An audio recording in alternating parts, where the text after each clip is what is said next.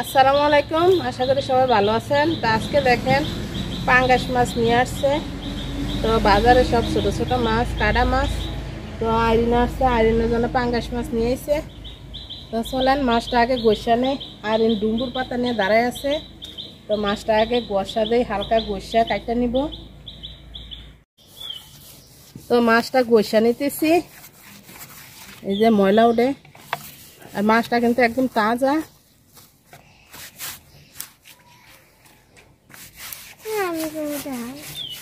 তুমি করবা? দাও না, এটা দিয়ে দাও, তুমি দাও, এটা দিয়ে দাও।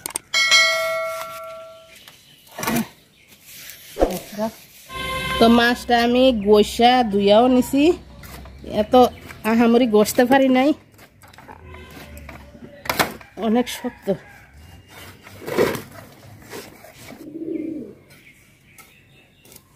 মাছটা কিন্তু একদমই তাজা, একদম তাজা মাছ। আইরিন তো অনেকদিন পরে আসছে, আইরিনে কবুতর দেখে অনেক খুশি। তো মাছটা আমি কাটটা নিব, একটু বড় বড়ই রাখবো যেহেতু পাঙ্গাস মাছ। তো আমি মাছটা টমেটো দিয়ে রান্না করব, এই জন্য বড় বড় করে কাটটা নিব।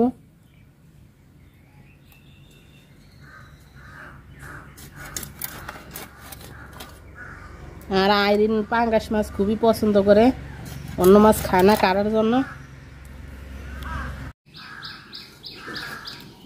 তো পেটিটাও আমি কাটটা নিতেছি, কারণ পাঙ্গাস মাছ বাছলে একদম ছোট হয়ে যায়, এটা তো সবাই জানেনি।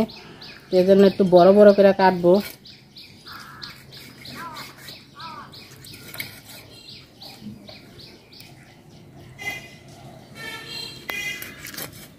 তো মাছগুলো কাটতে আমি ধুইয়া নিছি, ধুইয়া পরিষ্কার করে নিছি। চলেন যাই রান্না করি।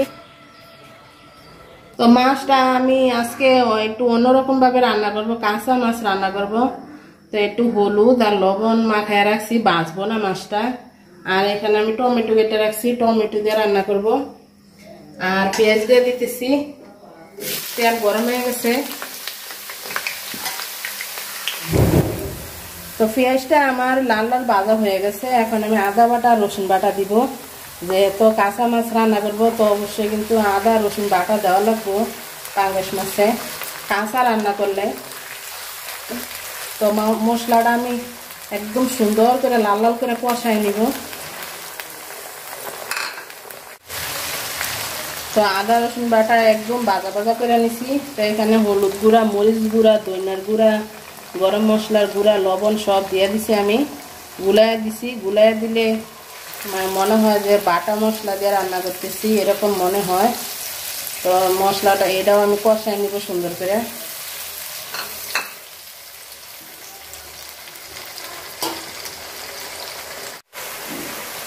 তো মশলাটা আমার একদম ভালো করে আমি কষাই নিছি।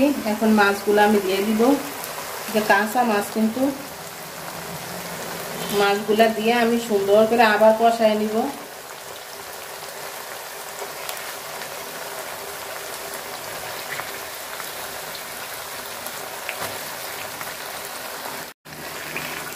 তো মাছগুলা এখন আমি উল্টায় কষাই নিব, বাজার মতোই করে নিব হালকা। তো সব দিয়ে দিছি, মাথাও দিছি, পেটের খারে দিছি, পিঠের খারে দিছি। সবগুলা মিলাইয়া দিলে কিন্তু মজা হয় তরকারিটা, সেই জন্য আমি সবগুলাই দিছি।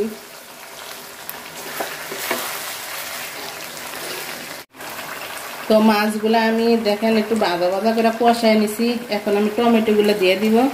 তো টমেটোগুলো দিয়ে আমি হালকা একটু লাড়া দিয়ে ঝুল দিয়ে দিব। তা আমি কিন্তু রান্নার রেসিপি দেই না, বাস আপনাদের সাথে শেয়ার করি কি রান্না করি। আর এই রেসিপিটা অবশ্যই যারা দেখতেছেন তারা রান্না করে খাইতে পারেন, অনেক মজা হয় এটা।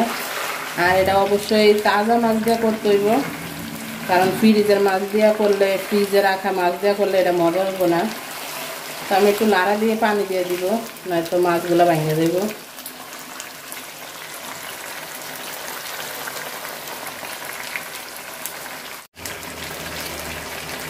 তো টমেটোটা দিয়ে আমি একটু নাড়া দিয়ে দিছি। এখন আমি ঝোলের পানি দিয়ে দিব, যেহেতু টমেটো দিছি। তো হালকা অল্প একটু বেশি দিছি টমেটোটা সিদ্ধ হওয়ার জন্য। মাছ তো হয়ে গেছে, তো বেশি লাড়া দিব না, আস্তে আস্তে লাড়া দিয়ে দিব।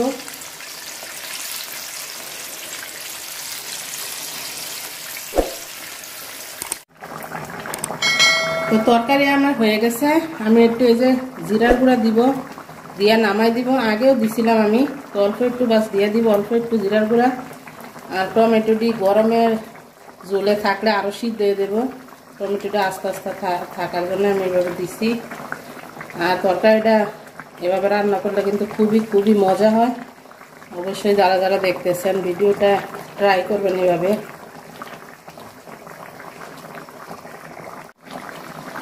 তো তরকারি নামাই নিব এখন আমি। চলেন যাই খাবার টেবিলে, খাইতে যাই। রান্না বাড়া শেষ, খাইতে বসে গেছে, আইরিনও বসে গেছে। আজকে আইরিনের পছন্দের মাছ, তো মাছ কিন্তু একটুও ভাঙছে না, দেখেন কাঁচা মাছ রান্না করছি।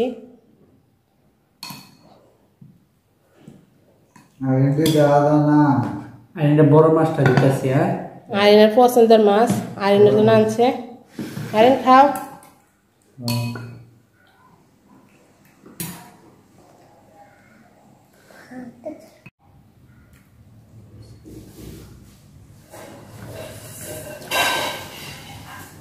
তো খাইতে বসে গেছে, আজকে কাঁচা মাছ রান্না করছি। মাছ অনেক টেস্ট, আর মাছটা একদম তাজা ছিল। তাজা মাছ তো অনেক খাইতে মজা। আর যারা যারা এতক্ষণ ধরে আমার ভিডিওটা দেখছেন সবাইকে অসংখ্য ধন্যবাদ। অবশ্যই পাশে থাকবেন, সাবস্ক্রাইব করে দিবেন। আল্লাহ হাফেজ, আসসালামু আলাইকুম।